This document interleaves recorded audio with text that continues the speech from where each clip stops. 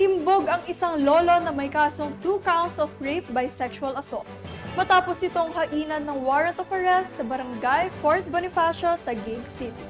Narito ang report ni Patrolwoman Reyna Joyce Dalire. Timbog ang isang lolo na may kasong 2 counts of rape by sexual assault sa barangay Fort Bonifacio, Taguig City.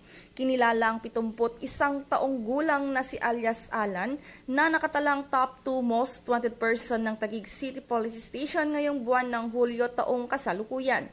Ang warrant and subpoena unit ng Taguig PNP sa pangunguna ni Chief WSU Police Lieutenant Vanessa Marambi ay matagumpay na isinilbi ang warrant of arrest sa akusado sa mismong tirahan nito pasado alas 8 ng hapon nakaraang linggo lamang. Ang arrest warrant ng akusado ay inilabas ng National Capital Judicial Region Branch 163 na pinirmahan ni Presiding Judge Honorable Desiree Gertrude Arqueola Moldes na walang anumang piyansang inirerekomenda.